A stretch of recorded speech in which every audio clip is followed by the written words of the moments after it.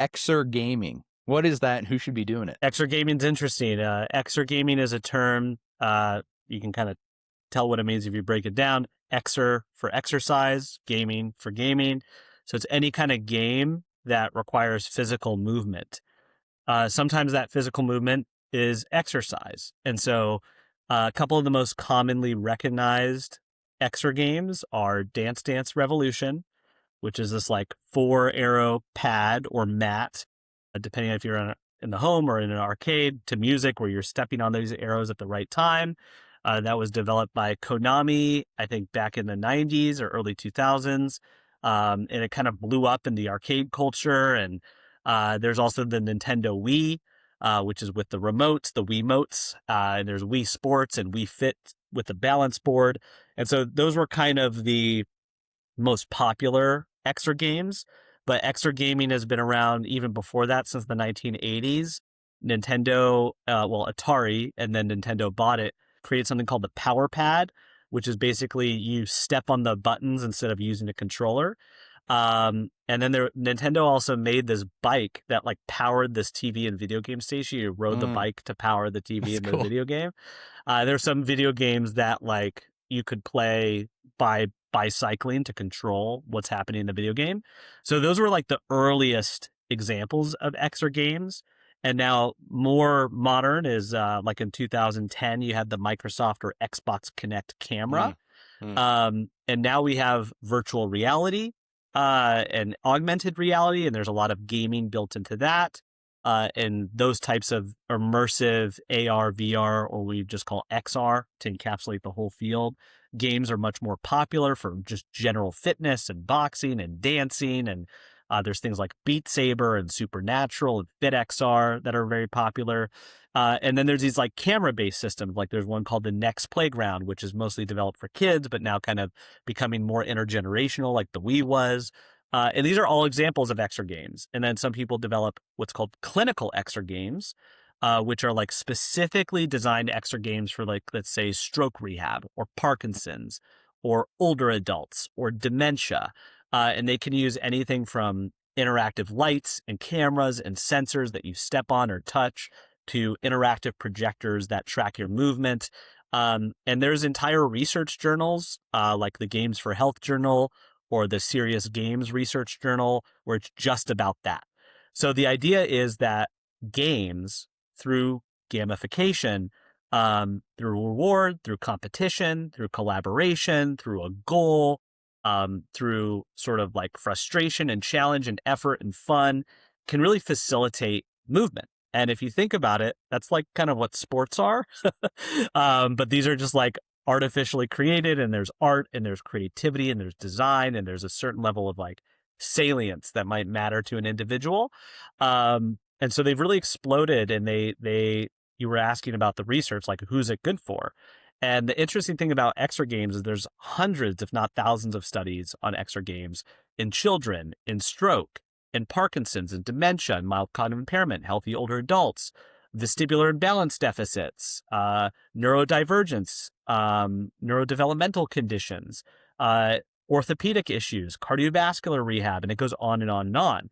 And some of the more maybe pertinent benefits of exergaming, depending on the intervention, of course, everything from improvement in academic achievement and reduced absenteeism in children, to improved cardiovascular fitness, you get more steps, to improvements in cognition, balance, and walking speed in older adults, improvement in mood, better therapeutic outcomes. If we're looking at stroke, better upper extremity function and rehab. So it kind of really spans the gambit. I mean, you tell me the population and I'll tell you what maybe some of the research has shown, but everything from physical to mental to cognitive to therapeutic outcomes to even quality of life outcomes, exergaming has been found to help with. Now, of course, it depends on the intensity of the exergame, other factors like salience and like usability and adherence and the population and what outcome we're collecting, how we're collecting that outcome. But overall, there seems to be some strong agreement that different types of exergames can have really positive benefit. And while they are present, they're often not talked about enough. And I think a lot of people see them as gimmicky. At least I grew up being told video games are a waste of time. And now I like shove it in my dad's face. I'm like, haha, look at me now, sucker. So also like as a kid, I was born in 1991, so that was like a ripe time for this type of stuff, you know, for gaming. And I was very overweight, and I had a concussion, and that I had some ADHD that was unmanaged and pretty bad in school and things like that. Um, and I lost weight and rehabilitated my concussion off of Dance Dance Revolution at home. And so I just like played into what got me into fitness and health. And it wasn't until several years later that I connected the dots between, you know, aging and exergaming and neuroscience. And so that's sort of like an introduction, an overview of exergaming.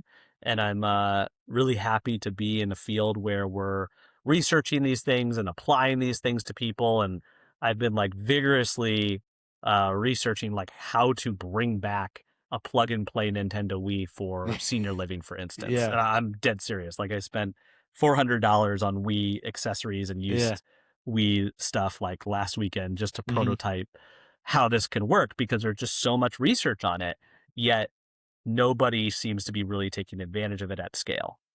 With the exergaming, how much of it is the actual gaming and the exercise together, or is the exergaming just a utilization to get people who wouldn't be moving and who are more sedentary to actually be moving, and it's actually just the exercise? How much of it is that together? Yeah, and so that's a great question. So let's just say it is just the exercise that's the benefit, and the exergaming is just that sticky behavioral thing to get you going and help you adhere and make it more enjoyable. That's one theory, and that's true. That's good. Like, I'm not super excited about riding an exercise bike. I'm also not super excited about being on that exercise bike and exuding effort. Right? I'm not. And so if there's a game and there's a goal, maybe I will be. And that's purely from like an enjoyment standpoint. And if you look at things like Zwift, which is like this indoor cycling thing where you have a character, and like I'm familiar. that might be, that's probably better than staring at the wall, right? I think most people would enjoy a game over a non-game. That's an assumption and a generalization, but that's one theory. The other theory is that when you have a game and you have a goal, like beat this character or beat this person, there's a bit more motivation and perhaps therefore a bit more intensity.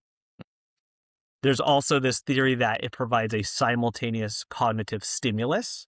So maybe it has some cognitive benefits, and maybe it also could provide mood benefits just because it's fun. It could provide social benefit if it's a social exer game. Think about, you know, a grandma and a grandchild playing Nintendo Wii together. That's like a beautiful thing. Like, where else does that happen? Right? So I think that's a part of it. And then they have done head-to-head trials where they take a non-exergaming group, an exergaming group, and a control, or stretching control, you know, and they do show, depending on the trial, sometimes some superiority in the fitness or mental health or cognitive outcomes, depending on, again, the population. So there's a great question. What if it's just exercise? Well, even if it was, that's okay. That's fine. I just would enjoy it more in a game, and that's cool too. But also they have done these head-to-head trials and have found, depending on the outcome, sometimes some superiority there, given the other factors we described. So taking something like sport, let's say pickleball, like that's mixing all of it. It's, you have the intensity, you have the social connection, you have the gamification. And as somebody who's very bad at pickleball but takes it way too seriously, I can attest to the intensity that comes to it. And so if you played like a pickleball game, you'd probably like that, or like Wii tennis. And like, I like tennis, but I just don't seem to get out there. Mostly because all the people who play pickleball are taking up all the courts. Nothing against pickleball, but also, yes. Stay in your lane. Yeah, exactly, right? And then the other thing is, like, I love playing table tennis, but I just don't always get out there enough. And sometimes it's at the end of my day, I don't want to talk to people. So I can throw in my virtual reality headset and play VR table tennis. And I do. And I love it. And so it's just like, that's probably better than me not doing anything. Yeah. And it actually helps me get better at table tennis in some ways. And I like meet people from all over the world. I was like speaking Spanish to a dude from Puerto Rico. I wanted to practice my Spanish. He wanted to practice English, like in my living room in my underwear. Like where can that happen? That's crazy, right? So it's just like, or play like mini golf with my brother who's in Boston and just yell at each other. I mean, that's great.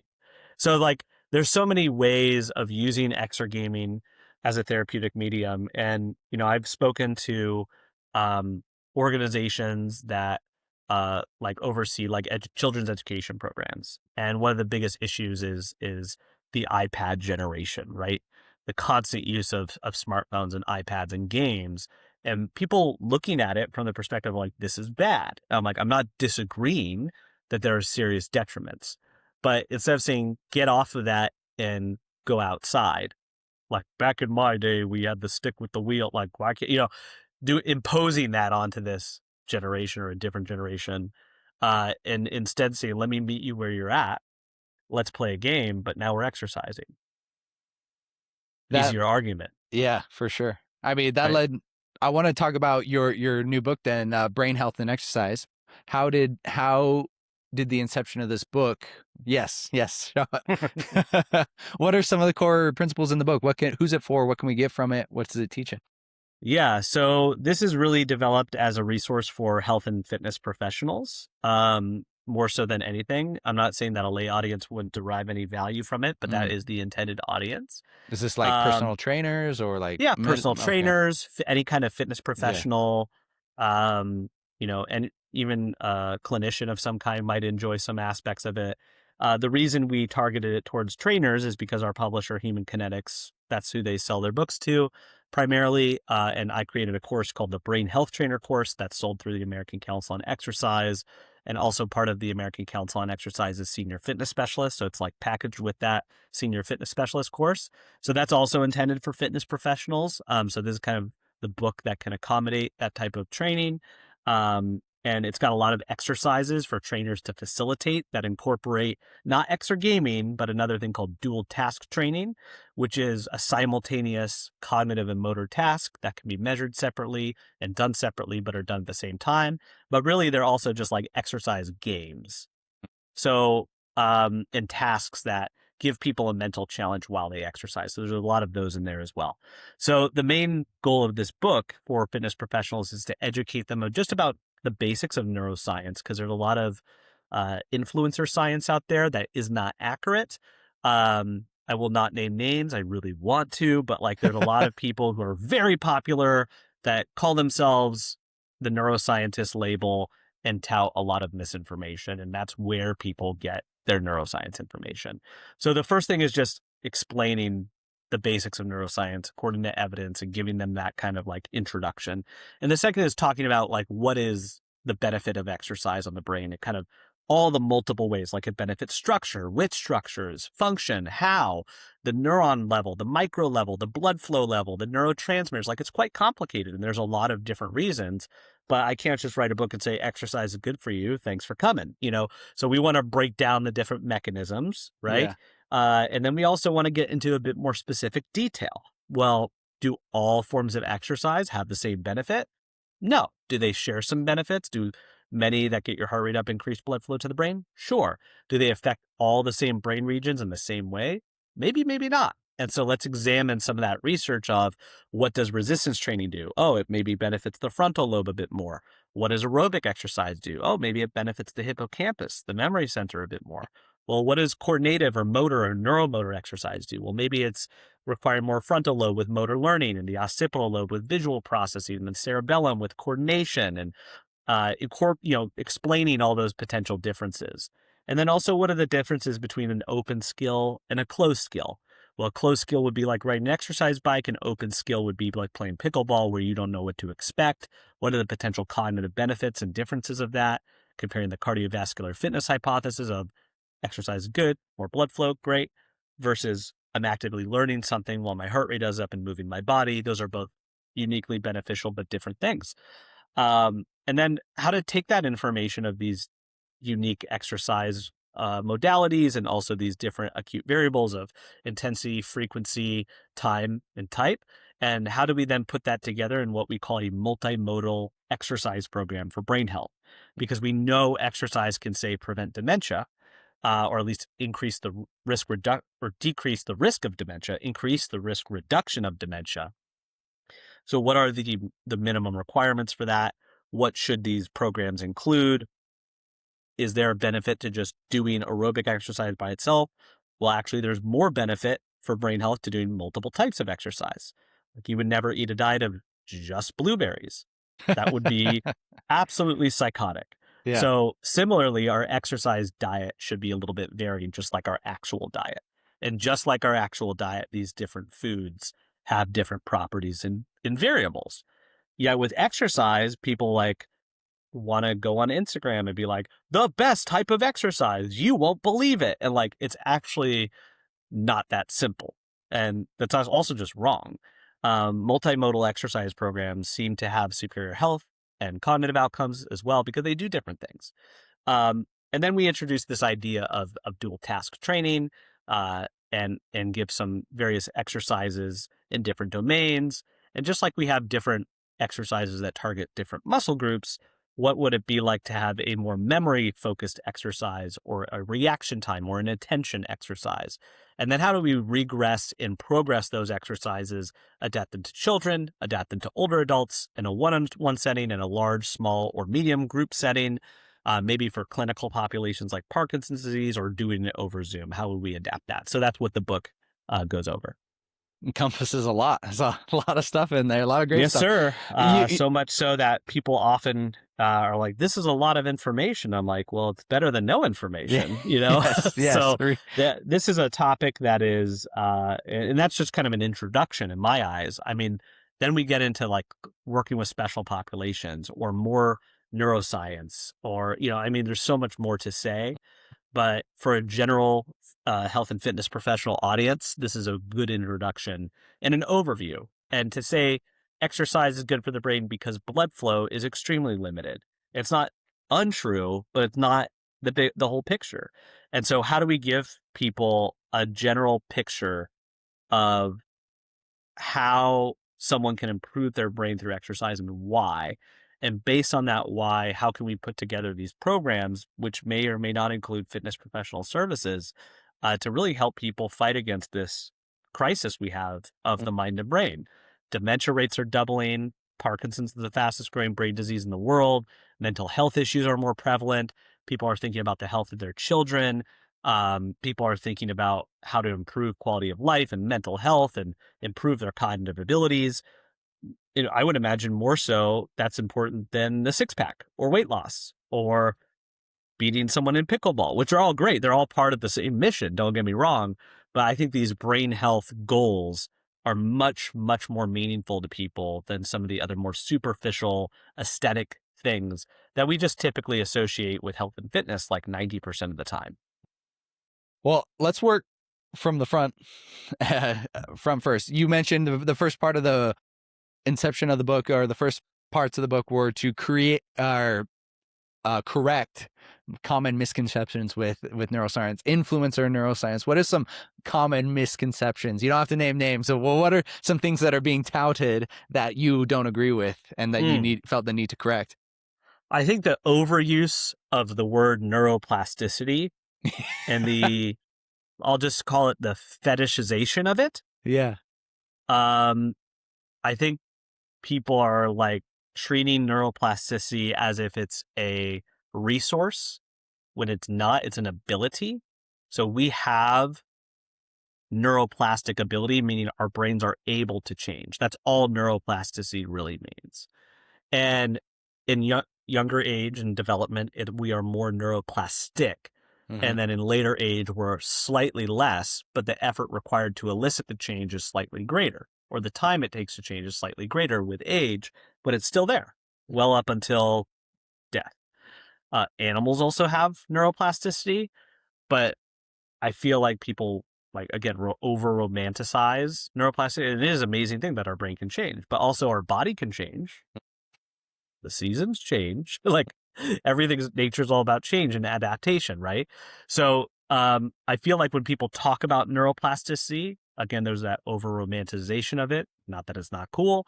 Or they're using it to describe why something works or why something is beneficial. So like insert supplement helpful because neuroplasticity. If you really break that down, that's probably like the stupidest thing someone could say. That's like saying insert supplement because your muscles can change. Like, what? Like, what? Or just calling the ability to gain muscle like bioplasticity. Like, Yeah. oh, dude, did you get more bioplasticity? Like, that's not a thing you get. That's a thing that's an ability that you Yeah. have. So deepening that a little bit more, there's structural neuroplasticity and functional neuroplasticity. And yes, there are hundreds of billions of neurons, 100 billion neurons in the brain. That's a lot of neurons, brain cells. And yes, they can increase and decrease to a degree. But people talk about it like structural neuroplasticity and neurogenesis, creating new neurons, can happen everywhere in the adult human brain. We actually don't know that. And a lot of these neuroscience influencers take what we have maybe discovered from animal studies and allude that to a human study.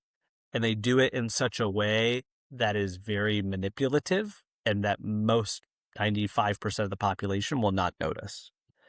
And most people will not question. And most people will not say, you took that from an animal study. Maybe they didn't even know it was from an animal study because they just looked at the title, right?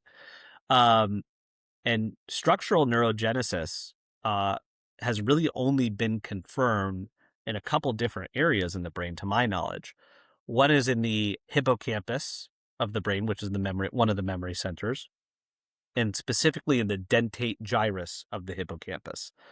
Also in the olfactory bulb, which is responsible for smell. Yet many of these individuals will talk about it like it happens everywhere prolifically, but there's no way to really show that, because you can't just do an intervention in an adult human, immediately slaughter them and slice their brain open and see what new neurons are there. That's not something we can do. What's probably more so happening is this thing called functional neuroplasticity, which is the brain's ability to just change electricity and the synapses and the connections and the efficiency of that. So also people say neurons that wire together fire together. That's based on Hebbian plasticity. And that's not necessarily untrue, but the way people talk about it is like, if you go on a skateboard and you brush your teeth, there's a skateboard neuron and a toothbrush neuron that physically fuse. That's how people are talking about it, and that's just not true. And then people overgeneralize the neuroplasticity mechanisms that are not really talked about correctly to mental health and trauma and products. And it really grinds my gears. Yeah. Chase, it really it's the reason I'm in therapy, frankly. I hate it. So just the over romanticization of it, the influencer is just like, your neuroplasticity is so amazing, use it, make all these changes, and then you're just like, yeah, it's just called changing. Just like, yeah, right? yeah. Or like the reason we're able to have behavior change is because of neuroplasticity. I'm like, not always. Sometimes it's just behavior. Like, yeah. So I'm not saying it's not amazing. It is amazing. It's the reason I'm in the field is because it's amazing. But I feel like people are taking a singular mechanism or an ability and just kind of using it improperly. And it's really created this situation where every time I speak, I have to address it. And that's okay. But it's not the influencer science is not helping that situation. It's just the reductionistic way of thinking that is very convenient to say as a soundbite, and also for people to sell something and for people to believe and understand. And I wish it was that easy to understand, but it's not. It turns out it's a little bit more complicated. So like people are using it to sell this idea of like trauma is everything, underlies all conditions. Like that. Really? Like, that seems, if it was, I wish it was that easy, but it's not. And so anytime we have a generalization or a mechanistic reductionism, I feel like we are doing it a disservice. And also it kind of ruins the beauty of what the field is. The complication isn't to make it bad. The complication is to make it interesting and beautiful. And I think people are really taking shortcuts and describing what really might be happening, and just not being honest that we probably really don't know what's going on. And we probably haven't done a randomized clinical trial on that stupid supplement you're getting 20% on. So, Yeah. by the way, you can use code Ryan at checkout for 10% off. Nothing, but what are some of the actual benefits that come from exercising on the brain? Like, how does a brain from somebody who's a, moderate fitness, they move a little bit, differ from somebody who's completely sedentary, differ from somebody who's like training for an Ironman? What are the three stages of brain development? And I like the way you broke it down by existing fitness level, because there are differences in the benefits of exercise on the brain and the effects when you are at a different fitness level. And I don't know for each of those fitness levels what it would be, but we know that the benefits of someone who's untrained might be greater than someone who is trained because they already have some of that adaptation.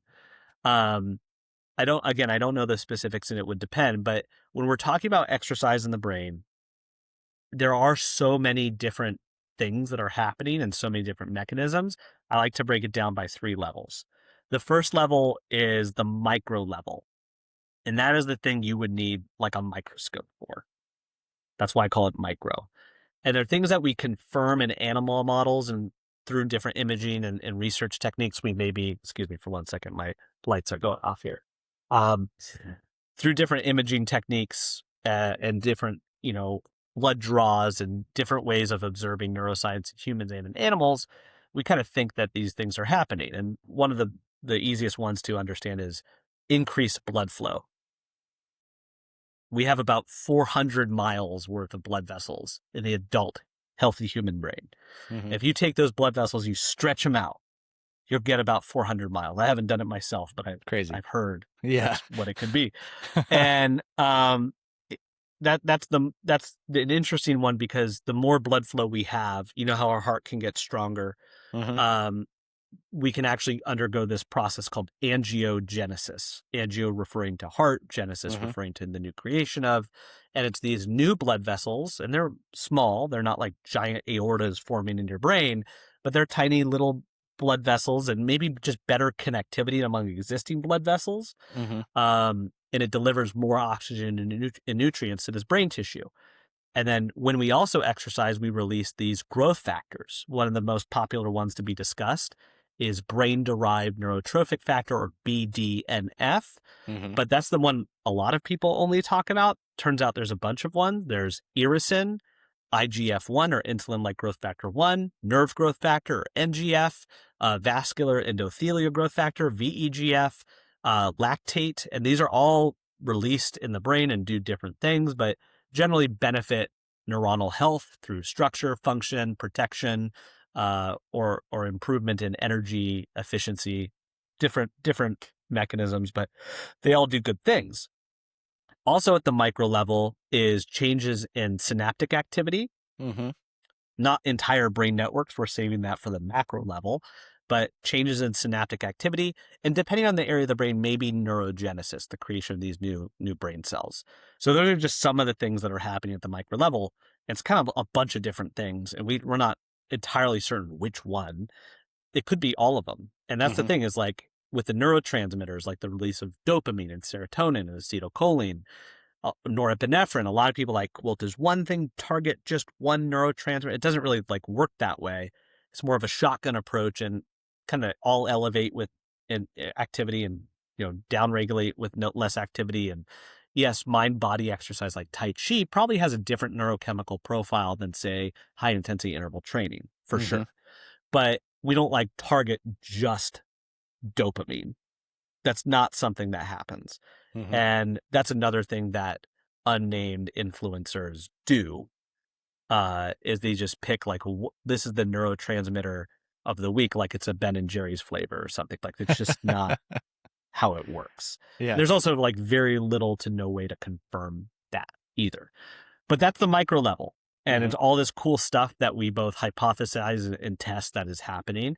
And then there's the macro level. The macro level is like if you were to look at the brain as a whole or by region, we would look at, brain imaging using MRI or PET scan or fMRI or quantitative EEG to look at brain activity or brain structure or both. And we could look at brain blood flow, we can look at brain activity, we can look at the size of the brain through the gray matter, the white matter, the regions, the cortical thickness, all sorts of things.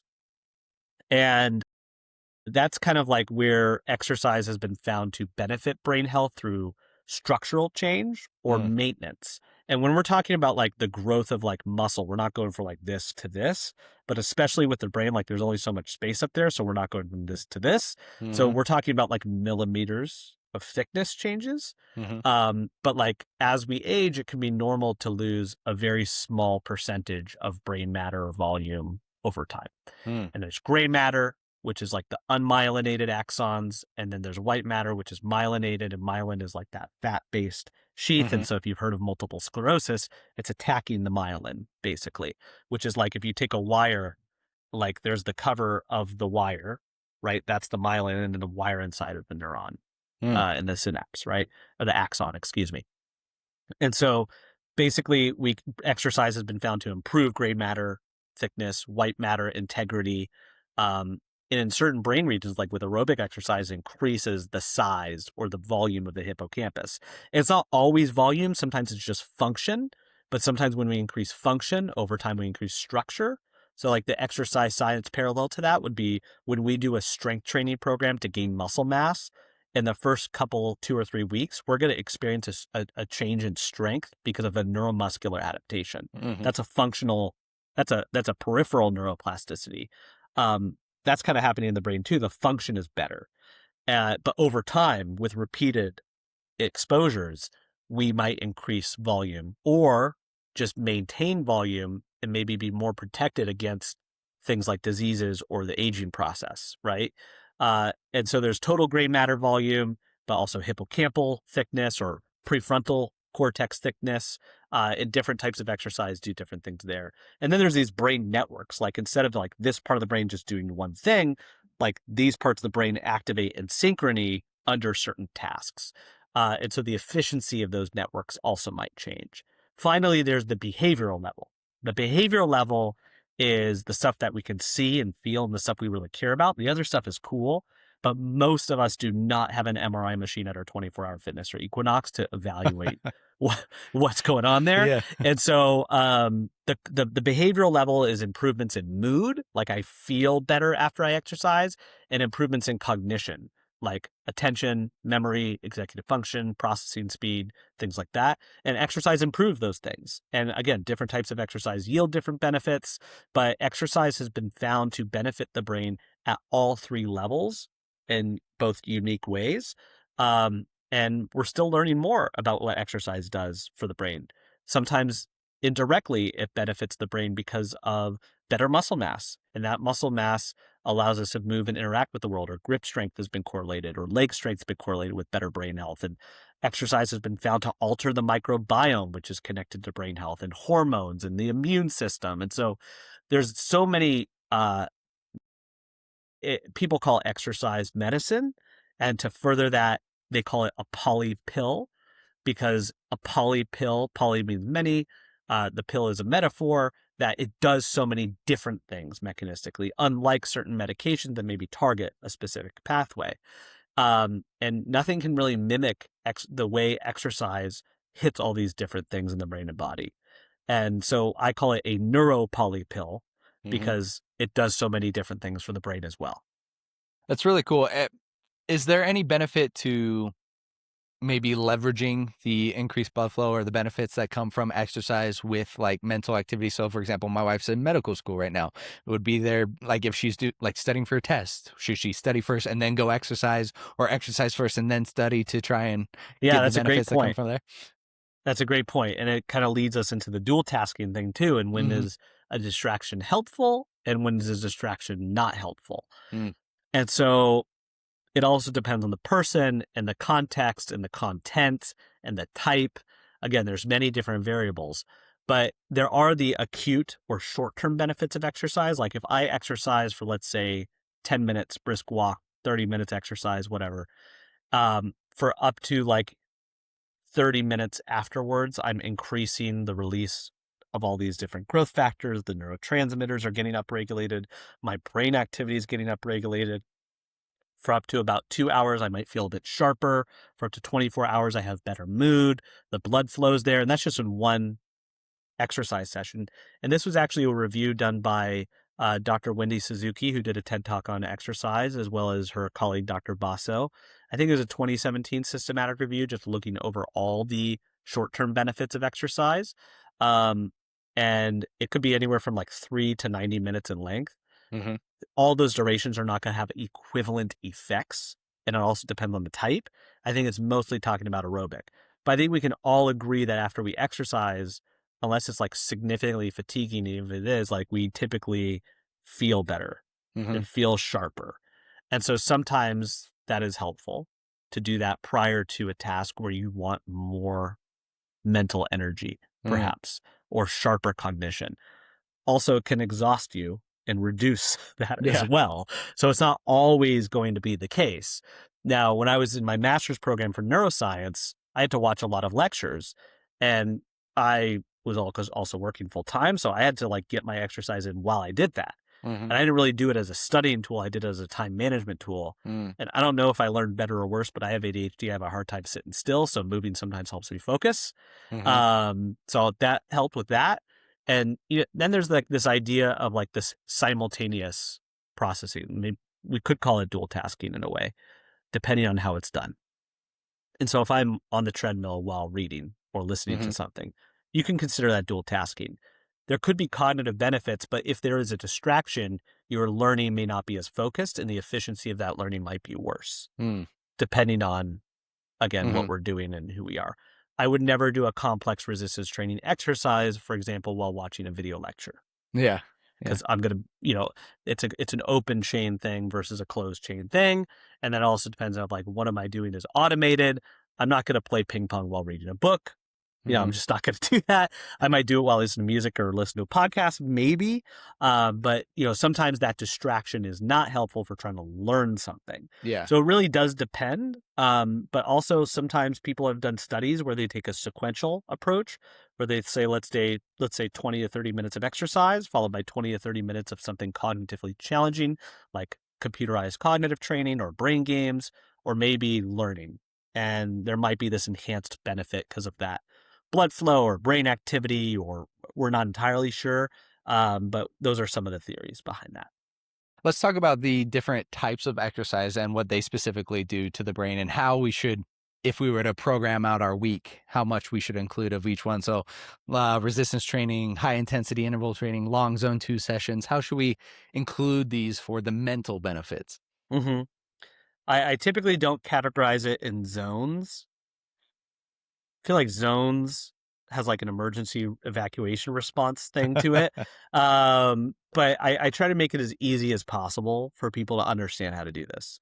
And the American Physical Activity Guidelines, second edition, says about 150 to 300 minutes a week of moderate to vigorous physical intensity. In English, what that means is about 2.5 to 5 hours a week. So if we're talking about older adults, a significant percentage, let's say 70, 80%, are not meeting those guidelines. Those guidelines include myriad health benefits, from cancer risk reduction to all-cause mortality reduction, to improvements in brain health, mental health, reduced risk of falls. We could go on. And that's for all populations: children, adults, older adults, clinical populations. Those guidelines benefit. I think one of the things people are doing is like, well, what's the minimum amount of exercise I can do? If it's really high intensity, can I just do 30 minutes? I'm like, I suppose, but I think the goal isn't necessarily to do as little as possible to check off that box. If the goal is brain health, we also don't want as much as possible, but we want the variety. So it's like, again, using the diet as the metaphor, it's like, well, can I just eat like 40 pounds of blueberries and be good all in one day and then not eat the rest of the week? I'm like, that sounds problematic. And I would question your if you're okay. Are you okay? And so I would say probably not. We'd probably want to spread that out throughout the week.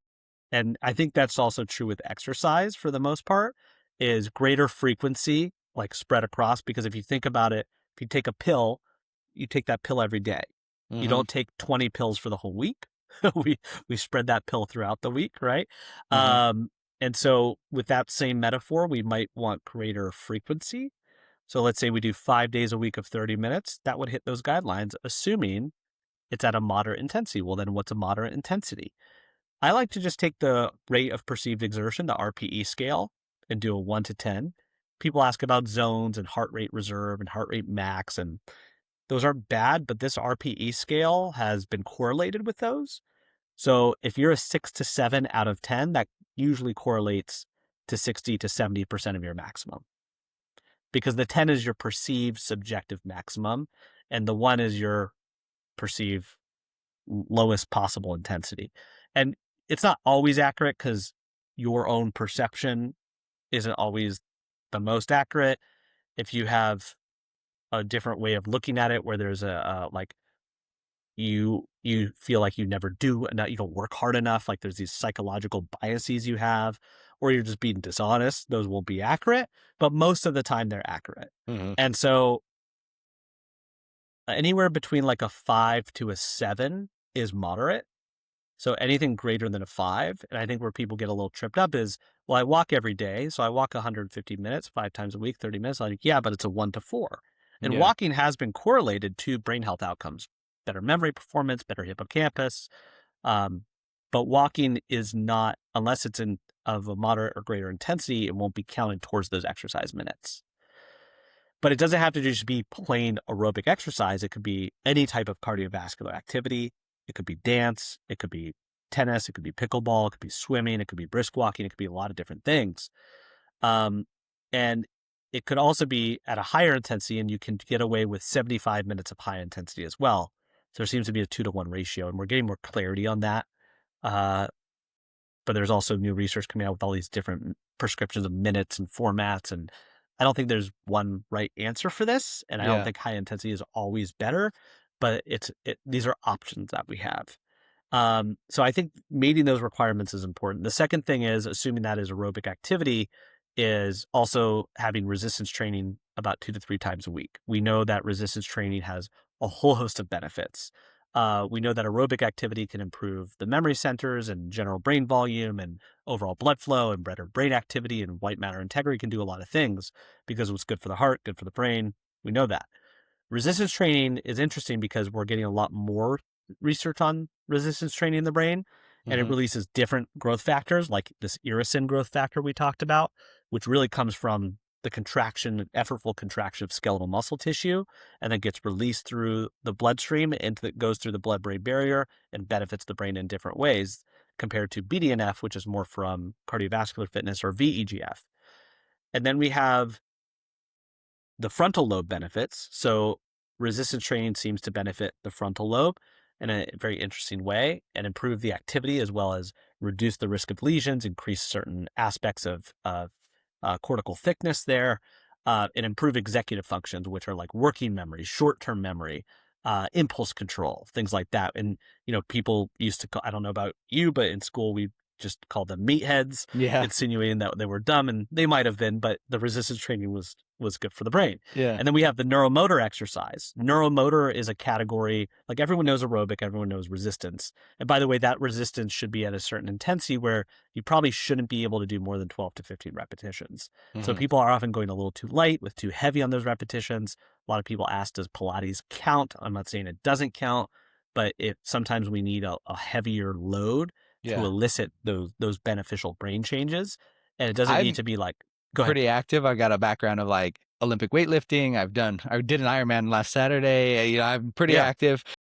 I did Pilates one time and that wrecked me. So. Yeah, for sure. For sure. I'm not saying it's not, because there are cognitive benefits from it, but it's also not a replacement for sure. traditional progressive resistance training.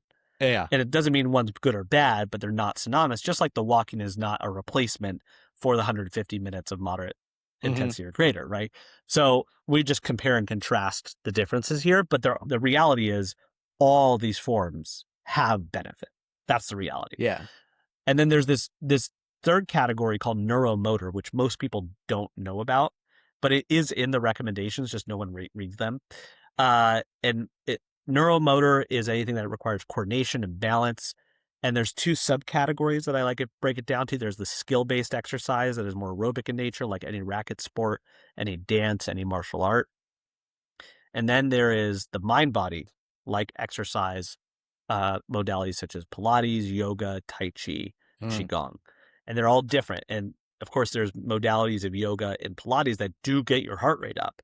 But typically, they do not require or always include a significant or moderate or greater cardiovascular demand, yet they're still good for you. And so what's interesting is when the book Spark by Dr. John Ratey came out, everyone's just talking about BDNF and cardiovascular fitness.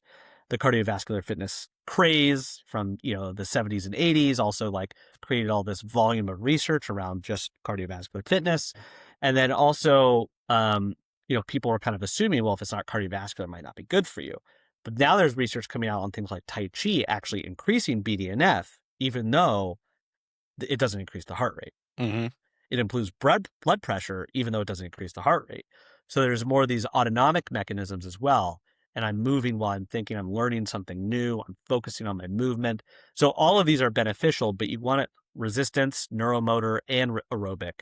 And sometimes you can hit two birds with one stone. So if you're playing pickleball, you're hitting the neuromotor with also the aerobic. And now, not everyone's exercise program is going to look the same. And also depending on your goal, like let's say you want to improve memory and you're like, well, I'm hitting all three. I'm like, well, what about we switch out that pickleball for a dance class? And now you're memorizing choreography. Let's say that. Or we say your aerobic exercise is good, but let's go moderate intensity because it's too low intensity. And let's see if that indirectly or directly benefit the hippocampus responsible for memory. So we might take those different approaches and playing with those exercise variables, but you might have a mental health goal, or you might have a general dementia prevention goal, or you might have a mental health diagnosis or a Parkinson's disease. And so because of that, we'll modify these variables in the way that suits you, but also your preferences and your abilities and your affordances and what you like. That all plays a role too. Not to throw some social media influencers at you, but I had listening to Dr. Matthew Walker and reading his book Why We Sleep, and then I had Dr. Chris Winter on, who's also talks about sleep, and we were talking about like all the negative cognitive effects of poor sleep, and then listening to Dr. Rhonda Patrick talk about how, like, at least in the short term, it seems like exercise can offset the negative effects of sleep in the short term as well. Yeah, I'm not super familiar with that specific research. I'm sure if someone's not sleeping well, that exercise will help them in the journey of sleeping better. We know that people who exercise sleep better. Some people theorize the reason we sleep is to recover from the day's activities. So if your daily activity might include more physical and cognitive activity, you might sleep better because the drive for that recovery is higher. But I feel like the danger of that earlier quote is that if people hear that exercise offsets bad sleep or less sleep in the short term, like a day or two. People, yes, they're going to hear that and be like, well, then I'll just continue to sleep badly as long as I exercise, right? Or if it's like I had a bad night of sleep, I should exercise. Okay, that's fine. But so sleep and brain health are very intricately correlated and connected. And there are some causational things. Like if you have an untreated sleep apnea, which I did, it will very much negatively impact your brain health and cognitive performance. If you sleep 5 hours instead of 7 to 8, you're probably going to have impaired cognition. There's also some research coming out, like one bad night of sleep can increase the presence of amyloid plaque in the brain buildup, or because the lymphatic system is not clearing out, or, and I haven't deeply evaluated that research, but there's also like a lot of like fear mongering. And some of that fear mongering is like, again, based on maybe one study, maybe based on an animal study. There was an animal study where they slept rats on their left side versus their right, and they found more lymphatic clearance for the left side. So then people like sleep on their left side. I'm like, I heard that. right? You hear these things. And so anything that seems reductionistic or too simple or easy or just complete and utter poo-poo is probably that. I think I think I it's know who your interesting. main villain is in terms of influencer. Well, with Batman or Spider-Man, there's like 6 of them. Yeah. Like the Sinister Six. Batman has several. There's several. Yes. There's several of these individuals. I think I got and sometimes a couple there's ones I really respect, and they say things that are not correct. And I think people should stay in their lane. And like, let's just give the example of like, if you're a neuroscientist in one area, you're not a neuroscientist in all areas. Just because you're a scientist or you have a platform doesn't necessarily mean you know what you're talking about with this one study. Just because you look at research doesn't mean you understand that research. And just because you're excited about something for yourself doesn't mean you lose all skepticism and influencing the brains of millions of people for your own engagement. But that's not what makes the world go round. Honesty does not make the world go round, unfortunately. So, well, Ryan, I know we're running out of time here. What are some examples of some dual tasking things that people can incorporate just in their day-to-day gym? Excellent question. So I get this question a lot because I spend a lot of time like selling the benefits of dual task training and how it can improve cognition and sometimes more than exercise by itself. At the same time, if I told a bunch of people to walk backwards while counting backwards by 7, we'd probably significantly increase the number of reported concussions that year from people falling over trying to do that. So I'm not going to suggest the specific types of dual tasks that I might teach or recommend a trainer to facilitate. Just like I wouldn't recommend any particular Olympic weightlifting without supervision or proper form. What I will suggest is that people participate in activities that challenge their brain and body simultaneously, these neuromotor activities, and that include aspects of dual tasking in them. Because if you did go on a hiking trail and counted backwards for 7 for like 2 minutes, that's not nearly enough dosage of dual tasking to elicit any potential benefit. And you're probably not going to self-generate enough tasks for 30 minutes safely or properly to elicit that benefit. So at this moment in time, in my opinion, dual task training is something that is best facilitated by a professional in a controlled setting.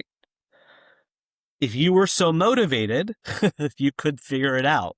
Most people are not, and it will be too complicated. Therefore, the thing that would have the most pragmatic approach and benefit would be to just play a racket sport, or just partake in dance, or just do Tai Chi. And if you're looking to elicit any particular cognitive benefits, do that one thing that you think you suck at. And that thing you're avoiding because of potential embarrassment, that's the thing you should do. Yeah. Usually. That lines up with, I used to compete in CrossFit, and that was what I'd say all the time. When people would ask me, like, Chase, what can I do what do I need to work on? What can I do to get better? I'm like, you don't need to ask me. It's like, you don't want to run. That's what you need to be doing. Yeah, exactly.